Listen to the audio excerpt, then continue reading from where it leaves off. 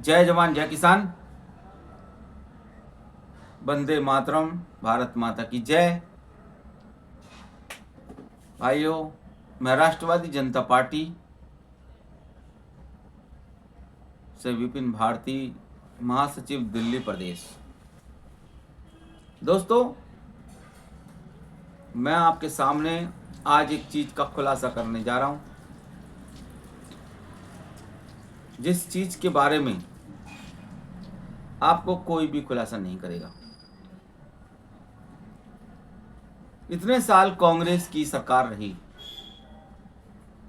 बहुत समस्याएं आई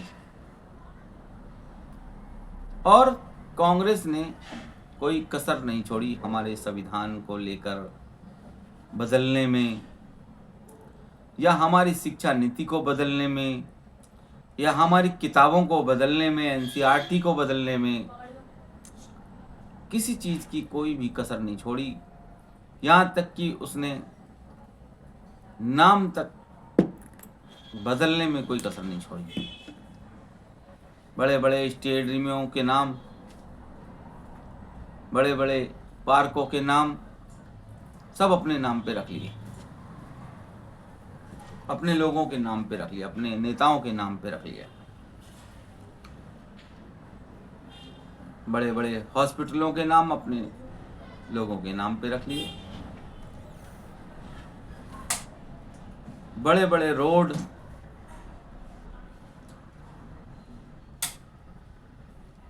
औरंगजेब जैसे नामों पे रख दिए। जो देश में आक्रांता आए थे, उनके नाम पे बहुत सारी चीजें रखी गई। पता नहीं हम सब ये सब चीजें एक्सेप्ट करते रहे और उसके बावजूद भी किसी ने कोई विरोध नहीं किया।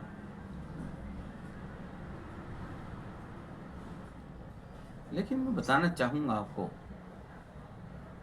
कि विरोध करने के लिए एक पार्टी आई थी, जिसको शायद लोग भूल गए हैं। मैं उसी पार्टी के बारे में बताना चाहूंगा आपको कि वो पार्टी थी जनता पार्टी। जनता पार्टी जयप्रकाश नारायण जी की पार्टी थी। वो कर्पूरी ठाकुर की पार्टी थी। वो उस जनता पार्टी के अंदर उस समय, मैं 1975 के आसपास की बात बता रहा हूं, 1975 से पहले ये जो जनता पार्टी थी, एक बहुत विकसित, विकासशील और एक बहुत ही मजबूत सरकार थी। इस सरकार में जयप्रकाश नारायण के अलावा, जयप्रकाश नारायण जी के अलावा कर्पूरी ठाकुर की पार्टी और पता नहीं कितने लोग शामिल थे, जिनके नाम मैं लेता हूं। मुलायम सिंह यादव जी जो इस पार्टी में थे, जनता पार्टी के अंदर। लालू प्रसाद यादव जी जो इस पार्टी में थे, जनता पार्टी के अंदर। अटल बिहारी वाजपेयी जी जनसंघ में जो इस पार्टी में थे। नरेंद्र मोदी जी इस पार्टी में थे, आरएसएस को सपोर्ट कर रहे थे। सुब्रमण्यम स्वामी जी इसी पार्टी में थे। जनता पार्टी कोई पार्टी नहीं थी,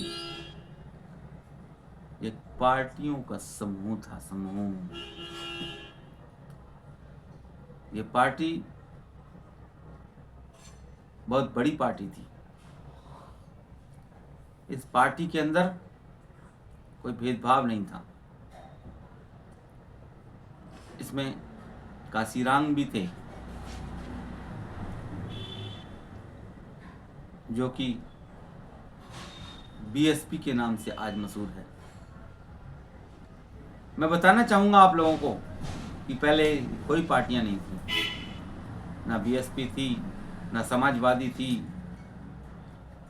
ना जनता पार्टी थी। ये पार्टियां बाद में बनी हैं।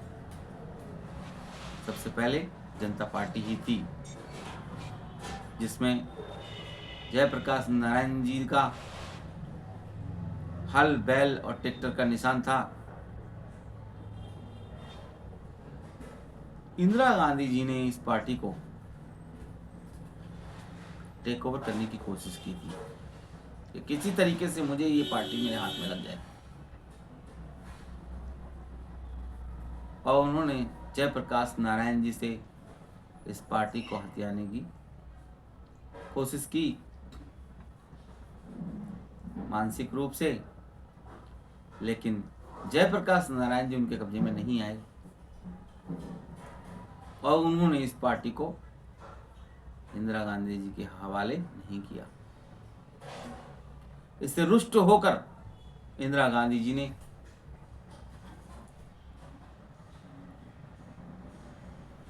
इमरजेंसी लगा दी थी। याद है ना चलो दोस्तों, इंदिरा गांधी जी ने इमरजेंसी लगा दी थी। जनता पार्टी थी जिसने अपने दम पर और जिसके दम पर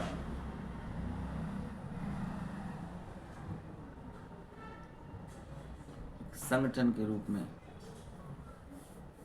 आज मैं इस बात का भी खुलासा करने जा रहा हूं कि जनता पार्टी के द्वारा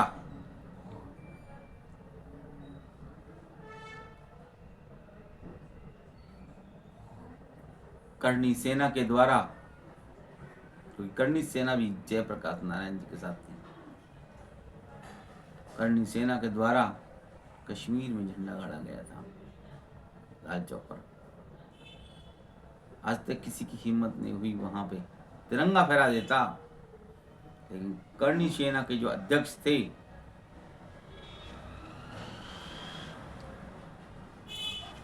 उनके द्वारा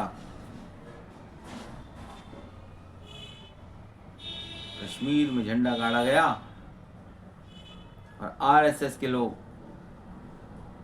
विश्व हिंदू परिषद के लोग, बजरंग दल के लोग, गौ रक्षा के लोग और जितने भी हिंदू संगठन थे सब लोग इस पार्टी के मेंबर थे, सब लोग इस पार्टी में थे, जनता पार्टी के अंदर। और इन्होंने मिलकर जनता पार्टी के सहयोग से, करणी सेना के सहयोग से कश्मीर में झंडा गाड़ दिया था और इससे बौखलाकर कांग्रेस की सरकार इंदिरा गांधी जी ने इमरजेंसी लगा दी थी और आरएसएस के लोगों को साथ जेलों में ठूंस दिया गया था। दोस्तों, जनता पार्टी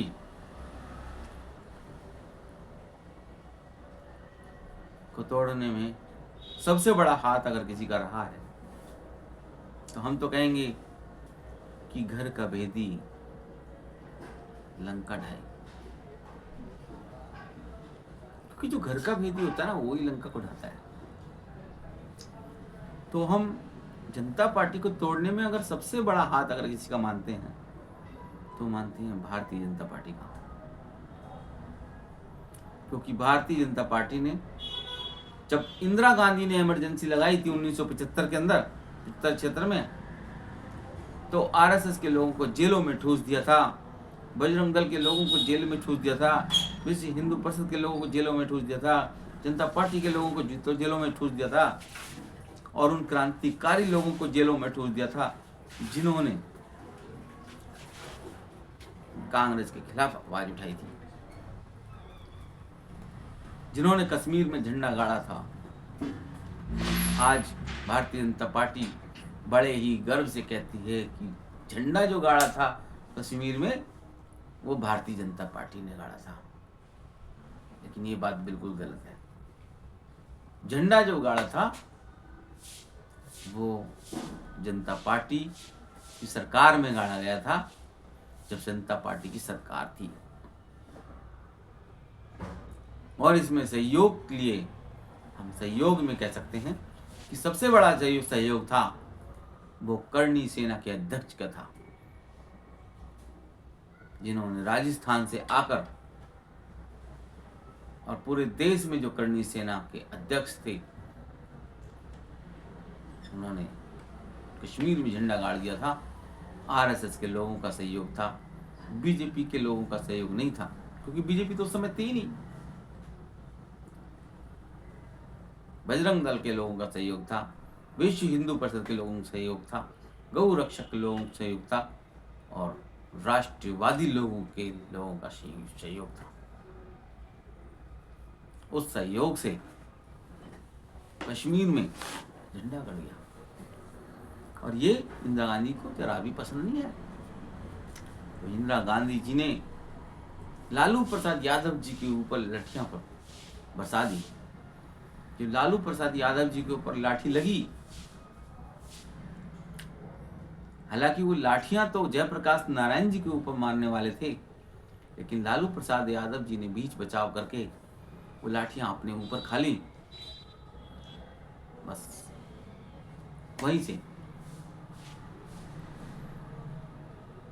इंदिरा गांधी ने इस पार्टी को बंद कर दिया था, जेलों में ठूस दिया लोगों को। तो वहीं से जब लालू प्रसाद यादव जी के ऊपर लाठियां पड़ी, वहीं से लालू प्रसाद यादव जी फेमस हो गए थे। जब लालू प्रसाद यादव जी ने अपनी पार्टी बना ली, तो मुलायम सिंह जी भी क्यों पीछे रहते? उन्होंने भी समाजवादी पार्टी के नाम से अपनी एक पार्टी बनाई, क्योंकि इसमें सबसे बड़ा हाथ जो था वो बीजेपी के लोगों का था। उनको पता था कि जनता पार्टी एक दही का मटका है, जिसमें एक दही जमा हुआ था। कांग्रेस की सरकार तो खैर उस दही का मटका फोड़ना ही चाहती थी, लेकिन बीजेपी के लोगों ने भी कोई कसर नहीं छोड़ी। उन्होंने उसमें मथनी चलाने का काम किया।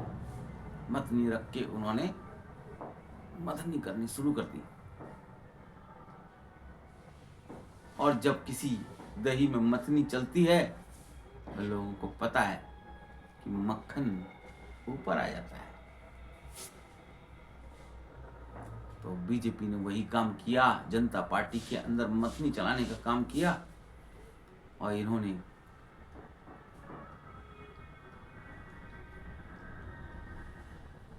स्वर्ण समाज को उस दही से अलग कर दिया और उसको मक्खन के रूप में निकाल के एक पार्टी बना दी, बीजेपी। बाकी की जो मठा बची, यानी कि SC ST OBC, उनको इन्होंने छोड़ दिया, चाहिए अपना काम कीजिए। मजबूरी में आके लालू प्रसाद यादव जी ने अपनी जनता पार्टी बना ली, मुलायम सिंह यादव जी ने अपनी समाजवादी पार्टी बना ली। अब बचे कौन? दलित और महादलित। तो काशीराम जी थे उसमें, उन्होंने अपनी बसपा बना ली, BSP। और रहे बचे जो थे, उन्होंने अपने छोटे मोटे दल बना लिए।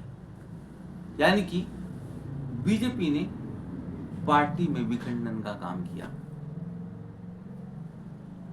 एक पार्टी में फूट डालने का काम किया, एक परिवार को तोड़ने का काम किया। आज की डेट में समाजवादी BSP से लड़ रही है। देखिए क्या करिश्मा है, एक ही परिवार के लोग आपस में लड़ रहे हैं। लड़ाई होनी थी कांग्रेस से, क्योंकि वो नीतियां ऐसी बना रही थी, शुरू से हमारे देश के विरोधी नीतियां बना रही थी। पहले जो कांग्रेस थी वो अलग थी, मैं उसकी बात नहीं कर रहा हूं, क्योंकि वो जो कांग्रेस थी वो कांग्रेस आई से पहले थी, जो कांग्रेस अच्छी हुआ करती थी, जिस कांग्रेस में हमारे बुजुर्ग लोग हुआ करते थे, हमारे फोर फादर्स हुआ करते थे, उस समय कांग्रेस अच्छी थी। लेकिन जैसे जैसे कांग्रेस बदली, कांग्रेस का रूप भी बदलता चला गया, और जैसे ही कांग्रेस आई सब कुछ जाई।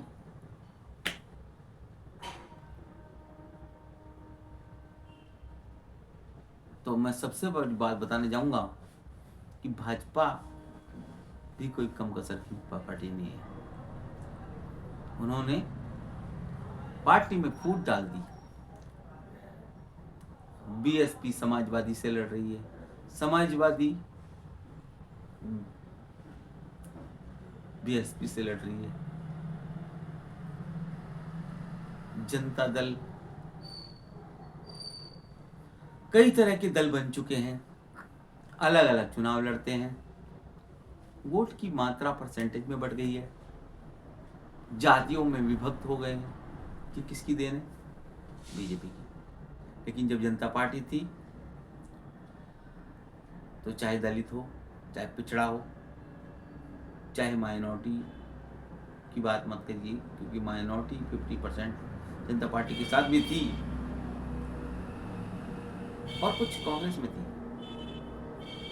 लेकिन मैं बोलूंगा कि कर्पूरी ठाकुर जी थी, SC ST एंड OBC सभी हमारी जनता पार्टी में थे, और जनता पार्टी एक जातियों का समूह था। उसमें कोई छोटा, कोई बड़ा, कोई भेदभाव नहीं था। ये अम्बेडकरवादी विचारधारा और सरदार पटेल की विचारधारा से सुसज्जित थी। ये जो पार्टी थी एक हिंदुत्व की गठबंधन पार्टी थी। और मैं बताना चाहूंगा आपको, किस पार्टी के द्वारा ही कश्मीर में जो झंडा गाड़ा गया था, तो ये पार्टी कोई छोटी मोटी पार्टी नहीं थी, एक बहुत बड़ी पार्टी थी। लेकिन कांग्रेस ने उसके कई टुकड़े करवा दिए। वो तो लगा ही हुआ था पीछे कांग्रेस, लेकिन बीजेपी ने उसमें पूरा सहयोग किया। उन्होंने सोचा कि जयप्रकाश नारायण जी को छोड़ो, अब हम ही बांट के खा लेते हैं इसको। उन्होंने उसके 4 टुकड़े कर दिए। और आपको पता है कि जब 4 टुकड़े होते हैं परिवार के, तो परिवार कमजोर हो जाता है, क्योंकि इस पार्टी को काफी दिनों के लिए बैन कर दिया था। जब तक कांग्रेस रही ये पार्टी बैन रही। फिर अनिल भारती जी, जो सुब्रमण्यम स्वामी जी के सेक्रेटरी हुआ करते थे कभी, उन्होंने केस लड़ा, क्योंकि सुब्रमण्यम स्वामी हमारे आखिरी जनता पार्टी के मंत्री थे, जिन्होंने जनता पार्टी को, भारतीय जनता पार्टी जो इन्होंने बनाई थी, उसमें विलय कर लिया। क्योंकि हमारे अनिल भारती जी मानने को तैयार नहीं थे। उन्होंने कहा कि एक व्यक्ति के द्वारा पूरी पार्टी का विलय कैसे हो सकता है। उन्होंने केस डाल दिया और सुप्रीम कोर्ट के द्वारा न्यायिक व्यवस्था के कारण ये संभव हो सका। इस पार्टी को दोबारा खड़े करने की कोशिश की गई, लेकिन भारतीय जनता पार्टी ने हमको फिर दोबारा से जनता पार्टी का नाम नहीं लेने दिया। उन्होंने कहा नहीं, आपको जनता पार्टी का नाम नहीं दिया जाएगा, क्योंकि अगर जनता पार्टी का नाम हमें दे दिया जाता तो उनकी पार्टी की कीमत खत्म हो जाती। काफी तक केस लड़ा, अनिल भारती जी ने, और केस अनिल भारती जी जीत गए। और जब पार्टी का नाम लेने की बारी आई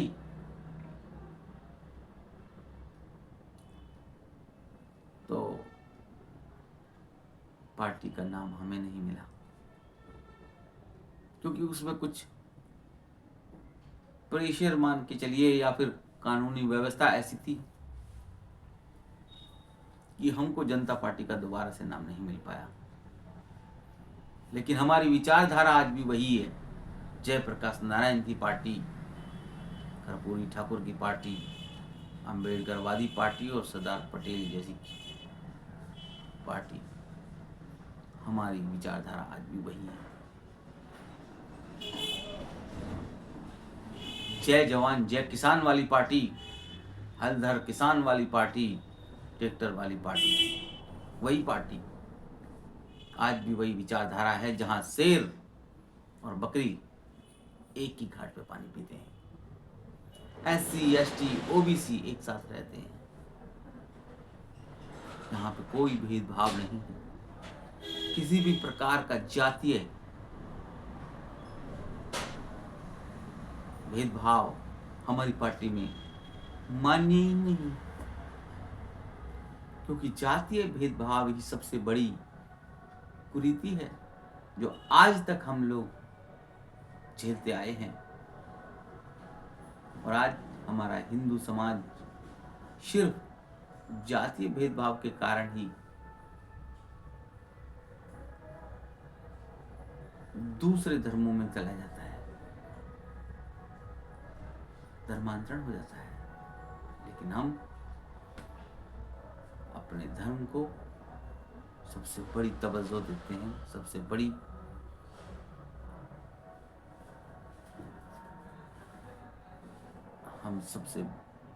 हम उसको देते हैं कि हाँ, उस तरजीह देते हैं।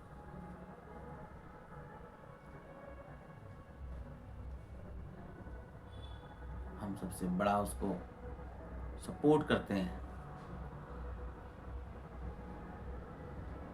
हम उसको मान्यता देते हैं।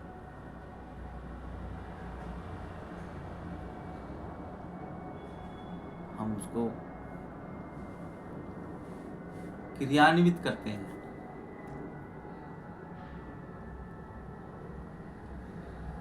कि हम अपने समाज को संगठित करके चलें।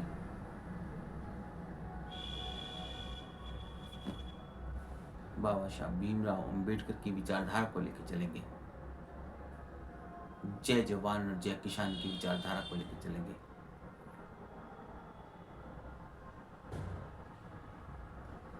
हमारी पार्टी फिर दोबारा से खड़ी हो रही है, आ गई है दोबारा से। आपने आम आदमी को भगा दिया, क्योंकि कुछ कमियां उसमें भी थी। कांग्रेस को पहले ही दबी हुई है, लेकिन कांग्रेस वो जहरीला सांप है जिसका फन आपने अभी कुचला नहीं है। उसका फन फड़क रहा है आज भी उसका फन फड़क रहा है। वो किसको काटेगा, कब डसेगा, कोई भरोसा नहीं है। उसकी जड़ें बहुत गहरी है। लेकिन हम आपको बता दें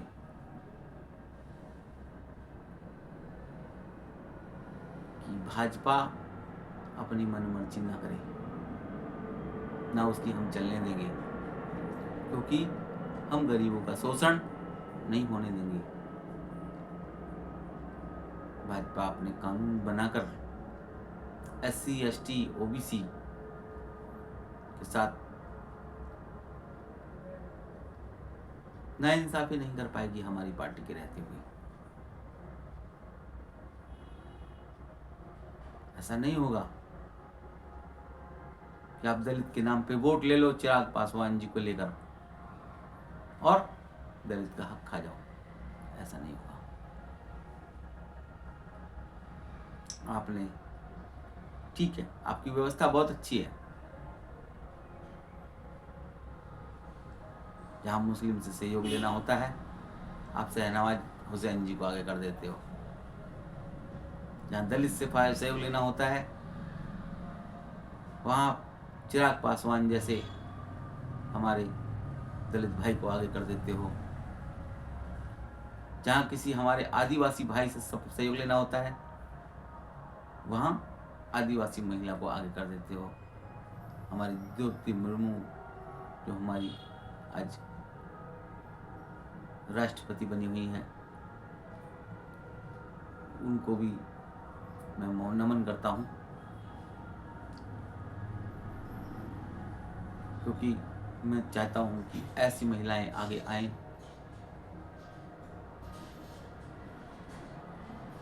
लेकिन उनका हक कभी ना खाया जाए, उनके लोगों का हक कभी ना खाया जाए। उनके लोगों के लिए जो आरक्षण बना हुआ है वो रहे, उस आरक्षण को ये खत्म करना चाह रहे हैं। कह रहे आरक्षण तो बहुत दिन हो गई, आरक्षण की जरूरत नहीं है। क्यों नहीं है आरक्षण की जरूरत, ये बताइए हमें। जो व्यक्ति कमजोर है आप उसको तो आरक्षण देंगे ही ना। ठीक है, जिनका विकास हो गया, जिनकी तनख्वाह अच्छी है, 5 लाख से ऊपर जा रही है, ठीक है, उनका आरक्षण आता ही है, अच्छी बात है। जो जनरल कैटेगरी में जिसकी सैलरी कम है उनको भी उस कैटेगरी के हिसाब से ना सही तो गरीबी रेखा में उनको सपोर्ट किया जाए, लेकिन जो आरक्षण का हक जिसका बनता है आरक्षण का हक उसका न मारा जाए। क्योंकि आज भी आप गांवों में चले जाइए, जाके किसी महिला से पूछिए, हालांकि आजकल पढ़ी लिखी महिलाएं हैं, लेकिन आप उन महिलाओं से पूछिए ना जिन्होंने जो आज भी लकड़ियां बीन के अपने चूल्हे में रोटी बनाती हैं। आपने गैस सिलेंडर देने का वादा कर दिया कि हम 500 रुपए में गैस सिलेंडर देंगे या फ्री में गैस सिलेंडर देंगे। आपने गैस सिलेंडर फ्री में दे दिया, लेकिन भरवाएगा कौन उसको? 800 रुपए में भर रहा है, 900 रुपए में भर रहा है। अरे आपने बोला था 500 रुपए में हम गैस सिलेंडर भरवाएंगे, तो उसको 500 रुपए में गैस भरवाना चाहिए ना। 500 रुपए कहाँ से आएंगे उसके लिए बेचारी के पास? लेकिन कम से कम 500 तो करो। आपने बोला पानी की समस्या को खत्म कर देंगे। संगम बिहार, आज हमारा पूरा का पूरा संगम बिहार देख लीजिए पानी की समस्या से ग्रसित है। पानी नहीं आ रहा है वहां पे, टैंकर भेज देते हैं, टैंकर पे लड़ाई होती है, टैंकर पैसे खाते हैं, टैंकर माफिया हो गए हैं। कोई आएगा कोई नहीं आएगा, फोन करते रह जाओ। एक टैंकर आया, पूरी की पूरी कॉलोनी उस पर खड़ी हो जाती है, लाठी डंडे बरसते हैं, किसी का सर फूटता है, घर में पानी पीने का नहीं है। जो दमदार है वो अपना पानी ले गया, और जो दमदार नहीं है वो पानी बेचारा भूखा प्यासा मरेगा। आज आपने तो कह दिया, हमने टैंकर भेज दिया, टैंकर भेज के मोहल्ले में लड़ाई करना कौन चाहेगा? लोग ड्यूटी जाते हैं या पानी भरें। आपने कहा था घर के अंदर पानी की सुविधा करेंगे, वो नहीं किया अभी तक। फिर आपने कहा था महिलाओं को 2500 रुपए दिया जाएगा। अरे 2500 मत दीजिए, 1500 तो दीजिए। आपने बिचारी अभी तक महिलाओं को भी पेंशन देने से वो भी नहीं दिया 2500 रुपए। और रेखा गुप्ता जी आती हैं, बोलती हैं कि जो बुजुर्ग महिलाएं हैं उनको नहीं दिया जाएगा, या कुछ निश्चित तरीके की है स्पेसिफाई महिलाओं हैं उनको नहीं दिया जाएगा, उनको दिया जाएगा, उनको नहीं दिया जाएगा। आपने महिलाओं के लिए बोला था, लेकिन सभी महिलाओं के लिए नहीं दिया जाएगा।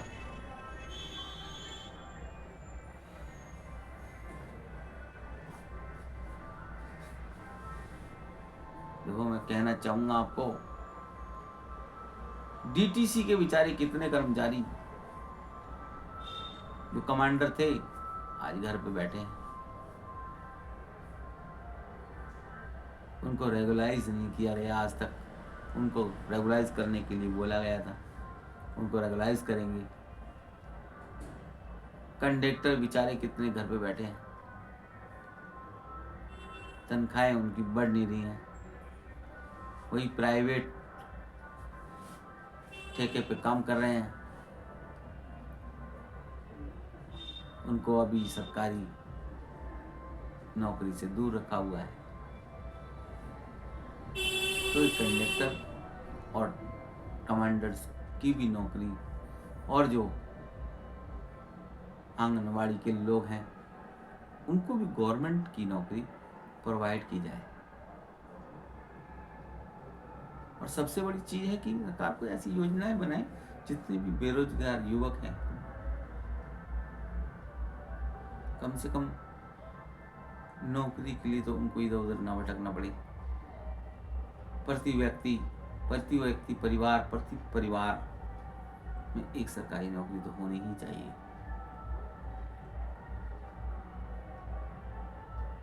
ठीक है, मैं मानता हूं कि अभी बिहार में तेजस्वी जी ने घोषणा की थी, लेकिन कोई घोषणा गलत नहीं की थी। ठीक है, वहां पे राहुल जी ने उनकी लुटिया डुबो दी, एक अलग बात है। और तेजस्वी जी भी अपनी लुटिया डुबोने में नंबर 1 है। खैर, मैं उस मैटर पे नहीं जाऊंगा, लेकिन अब अखिलेश जी भी, उनके बारे में भी बोलूंगा कि अगर उनको भी अपनी साइकिल बचानी है तो ऐसे लोगों से दूर रहें जो साइकिल चलाने में सहयोग ना करें, धक्का मारने में सहयोग ज़्यादा करें। कम से कम आप अपनी साइकिल आराम से तो ले जाएंगे, आपके कंधे पे कोई दूसरा बैठ के पिस्तौल चला रहा है, आपको पता ही नहीं है। अगली बार भी आपके साथ यही हुआ, अपोजिशन का लीडर बन के आ जाते हैं और संसद में उल जलूल सवाल करते हैं, उल जलूल बातें करते हैं, जिन्हें उधारी बन जाते हैं।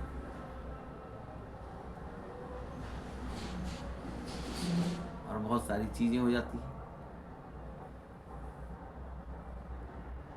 मैं जिनकी तरफ इशारा करना चाहता हूँ वो समझ गए होंगे, लेकिन मैं किसी स्पेशल, किसी विशेष व्यक्ति के बारे में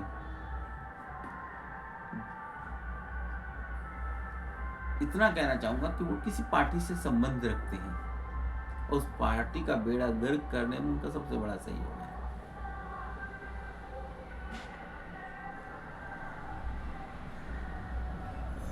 मैं ज्यादा कुछ नहीं कहूंगा, मैं इतना ही कहूंगा कि जनता पार्टी अब एक विकल्प नहीं, जनता पार्टी एक विकल्प नहीं है, जरूरत है, जरूरत। अगर आज आपने नहीं समझा ना इस जरूरत को, तो कल आपके साथ बहुत बुरा हो सकता है, क्योंकि बीजेपी तो लीडर है, जिसकी लाठी उसकी भैंस। कांग्रेस इतने सालों तक उसने कुछ नहीं किया, अब क्या करेगी?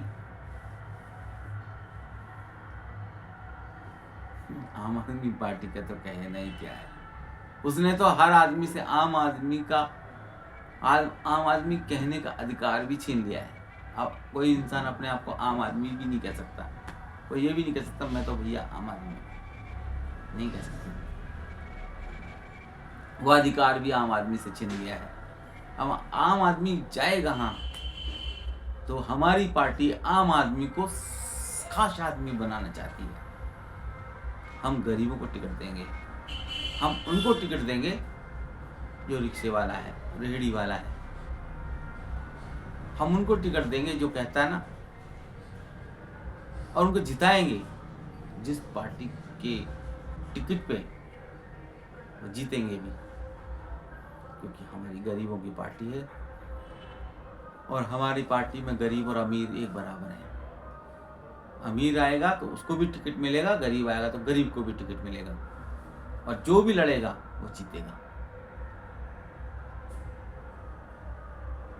हमारी पार्टी जनता पार्टी है और जनता पार्टी भाजपा को दिखा देगी कि आप जो फूट डालो और शासन करो की नीति अपनाना चाहते हैं, और जो आपने फूट डाली है पार्टी के अंदर ज़्यादा दिन नहीं चलेगी। आपके पास एक लीडर है नरेंद्र भाई मोदी, ठीक है, मैं मानता हूँ, मैं मोदी जी की बहुत इज्जत करता हूँ। मोदी जी एक अच्छे लीडर हैं, नो डाउट। अमित शाह जी एक बहुत अच्छे लीडर हैं, नो डाउट। राजनाथ सिंह जी बहुत अच्छे लीडर हैं, नो डाउट। अटल बिहारी वाजपेयी थे, बहुत अच्छे थे, नो डाउट। मुरली मनोहर जोशी बहुत अच्छे थे। मैं बीजेपी के जितने भी लीडर थे उनकी इज्जत करता हूँ, नो डाउट। लेकिन पार्टी का मोटो क्या है? हिंदू को मुसलमान से लड़वाना, यही मोटो है। गरीब की थाली के सामने से अन्न खींच लेना, क्या ये मोटो है?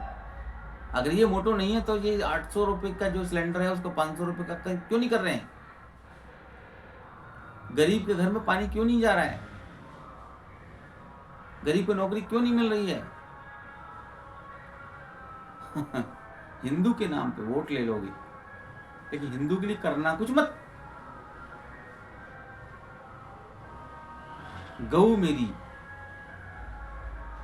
कूड़ा खा रही है, कूड़ा खा रही है, कूड़ा। गौशाला को तुम तोड़ रहे हो, गौ रक्षकों को तुम जेल में भेज रहे हो, थाने में लगा रहे हो। उनकी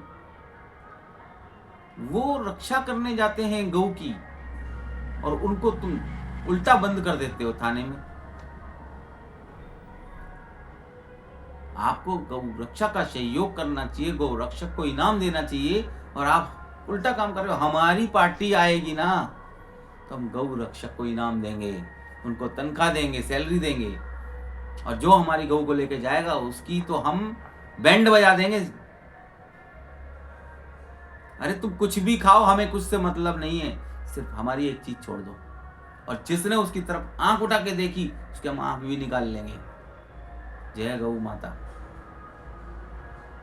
और हमारी गौ की तरफ आंख उठा के जो देखेगा उसको छोड़ेंगे नहीं, बख्शेंगे नहीं। और जिस पुलिस वाले ने इस चीज में सहयोग किया कि उसने गौ के लिए कोई नुकसान पहुंचवाने में कोशिश की, तो मैं देख लेना छोड़ूंगा नहीं। चाहे मुझे कुछ भी करना पड़े, मैं छोड़ूंगा नहीं। नौकरी खा जाऊंगा तुम्हारी अगर तुमने गौ के खिलाफ कोई भी काम किया। मैं राष्ट्रवादी जनता पार्टी का महासचिव हूं दिल्ली प्रदेश का।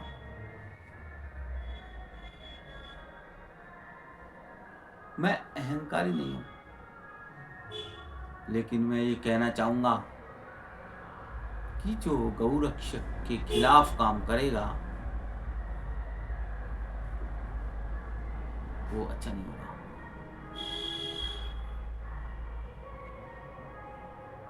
और तुम हिंदुत्व के नाम पे वोट ले रहे हो, क्या कर रहे हो?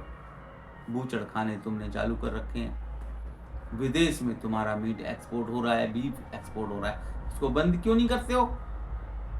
बंद कीजिए उसको। आप सब कुछ एक्सपोर्ट कीजिए, बीफ को बंद कर दीजिए। कम से कम गऊ अगर नहीं जाएंगी तो गऊ का दूध होगा तो बच्चे दूध पिएंगे, दूध सस्ता हो जाएगा, क्या बुराई है? वो तुमको पसंद नहीं आएगा।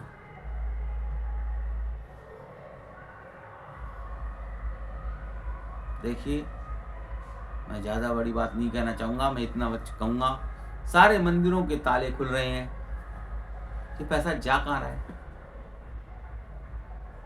एक बात बताइए, मुझे बुरा मत मानिएगा, मैं एक बात डंके की चोट पर कहना चाहूँगा कि जब ज़कात आती है, मस्जिद का पैसा आता है, ज़कात का पैसा आता है, वो कहाँ लगता है? क्या दूसरे धर्म वालों को दे देते हो आप? उससे मस्जिद बनती है, मुस्लिमों के सहयोग के लिए काम होता है, लेकिन आज हमारे हिंदू को खोल के आप उसको सरकारी खजाने में डाल देते हो।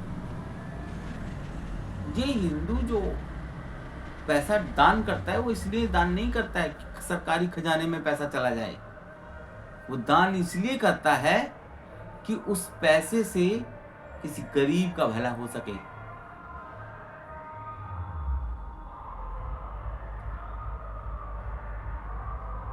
कितने लोग ऐसे हैं हमारे भारत में जो एक टाइम का खाना खा के एक टाइम भूखे सोते हैं?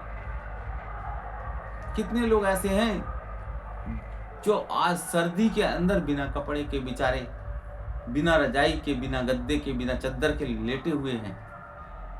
कितने गरीब ऐसे हैं जो बेचारे भूखे सो रहे होंगे, जिनके घर में आज एक दाना नहीं पका होगा, ऐसे लोग भी होंगे।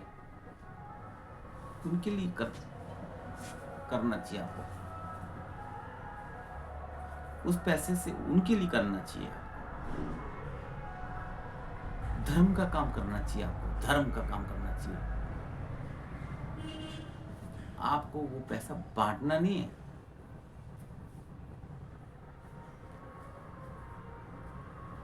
आपको वो पैसा बांटना नहीं है कि आप बड़े बड़े खजाने हैं, राम मंदिर में कितना पैसा आता है, जगन्नाथ मंदिर में कितना पैसा आता है, कृष्ण मंदिर में कितना पैसा आता है, बहुत मंदिरों में बहुत पैसा आता है। तो इसका मतलब ये नहीं है कि उस पैसे को सरकारी खजाने में डाल के सरकार अपनी योजनाएं बनाती रहे, वो नहीं होना। अगर वो हिंदू का पैसा है तो हिंदुत्व के काम में लगना चाहिए। उस पैसे से आप गौशालाएं बनवाइए ना, गौ रक्षकों को सैलरी दीजिए,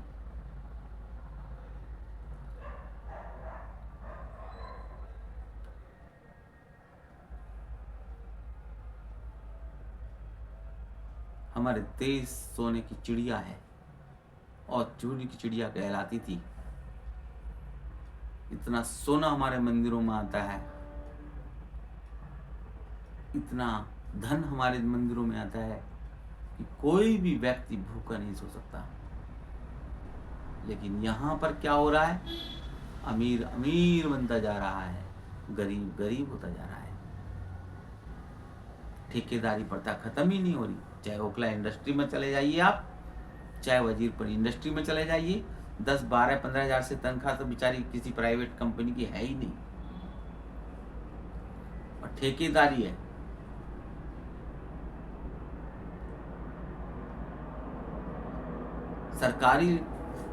सरकार की मजबूरी है। सरकारी जो आदमी है आज, जो सरकारी नौकरी कर रहा, उसकी सैलरी तो बढ़ानी सरकार की मजबूरी है। हर साल उसकी सैलरी बढ़ती है, आज 10,000, 15,000, फिर 15, 20,000, फिर 25,000, फिर 30,000, फिर 40,000, 50,000। चाहे कोई भी सरकार आए, सरकारी लोगों की तो सैलरी बढ़नी है। उन्हें पता है कि भैया कोई भी सरकार आएगी, तनख्वाह बढ़ाएगी तो हम वोट देंगे, तनख्वाह नहीं बढ़ाएगी तो हम सपोर्ट नहीं करेंगे। सरकारी लोगों का तो अपना एक सपोर्ट है, उनका तो एक सपोर्ट। लेकिन जो प्राइवेट है बेचारे, आज से 10 साल पहले भी उनकी 10,000 तनख्वाह हुआ करती थी, 7,000 हुआ करती थी, 6,000 हुआ करती थी, 7-8 हज़ार पे हुआ करती थी। आज भी बेचारों की 10 से 15 हो गई है। 15,000 से ज़्यादा किसी को मिलते ही नहीं है। बेचारे सुबह से लेकर शाम तक 8 घंटा नौकरी करते हैं, ऊपर से ओवर टाइम करते हैं, फिर भी घर का खर्चा नहीं चलता। आप 10,000 की सैलरी में 5,000 तो आप किराया के ले लीजिए। बेचारा अगर परदेसी है तो किराया 5,000 तो किराया ही देता। आजकल 5,000 भी नहीं है, अगर 10,000 फ्लैट का किराया हो चुका है।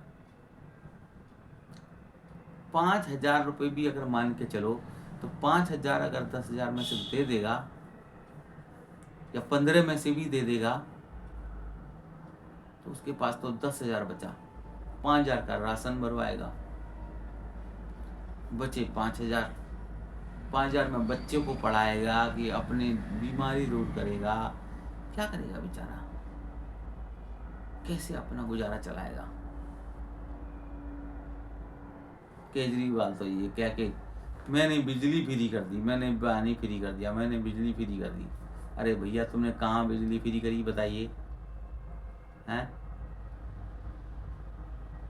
मकान मालिक तो किराएदार से बिजली का पैसा ले ही रहा है ना। किराएदार को तो अपना बिजली का किराया देना ही है ना, तो बिजली बेचारे की कहाँ फ्री हुई? रही बात मकान मालिक की, अगर उसके पास 4 किराएदार हुए और चारों ने यूनिट बढ़ा दी, 200 यूनिट से ज़्यादा उसका यूनिट हो गया, तो उसको तो बिल पे करना ही करना है ना। उसकी तो मजबूरी है, किराएदार से भी फिर पैसे लेगा वो। चाहे किराएदार 1 बल्ब जलाए चाहे 4 बल्ब जलाए, यूनिट बढ़ेगा 200 के ऊपर तो उसको किराया देना ही देना है, मतलब बिजली के पैसा देना ही देना है। तो केजरीवाल जो झूठे वादे करके कहे कि बिजली फ्री कर दी, काहे की करी? झुग्गी की करी। झुग्गी मतलब तंबू, तंबू में 1 बल्ब टांग लिया, वो फ्री हो गया। घर में क्या नहीं है लोगों के, बताइए? छोटी मोटी चीजें होती हैं घर के अंदर, सब आजकल बिजली से चलती हैं।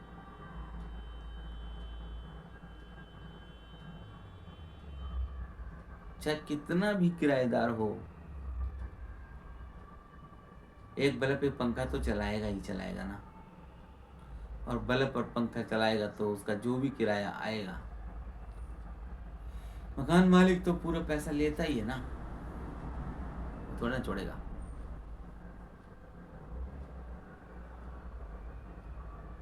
दोस्तों मैं इतना ही कहना चाहूँगा, ज़्यादा बड़ी बात नहीं कहना चाहूँगा, कि राष्ट्रवादी पार्टी को ही सपोर्ट कीजिए। जो हमारी राष्ट्रवादी पार्टी है वो है राष्ट्रवादी जनता पार्टी। राष्ट्रवादी पार्टी जिंदाबाद, राष्ट्रवादी पार्टी जिंदाबाद, राष्ट्रवादी पार्टी जिंदाबाद। और इसी बात को मैं खत्म करते हुए इतना और कहना चाहूँगा कि हर जगह से 2027 में चुनाव है, हर जगह से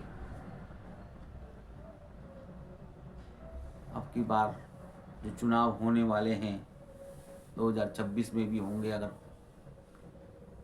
अगर पार्षद के चुनाव होते हैं जब भी, तो हर जगह से एक पार्षद खड़ा करना है, हर जगह से एक पार्षद खड़ा करना है भाजपा के खिलाफ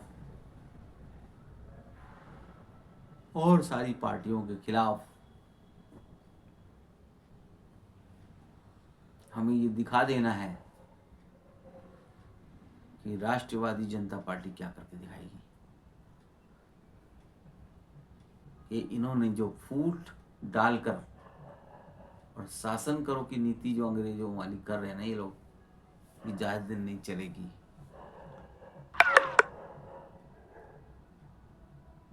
दोस्तों अब मैं अपना भाषण यहीं पे समाप्त करता हूँ। जय राष्ट्रवाद, जय समाजवाद, जय संविधान, जय जवान, जय किसान, वंदे मातरम। जय श्री राम। हरे कृष्णा हरे रामा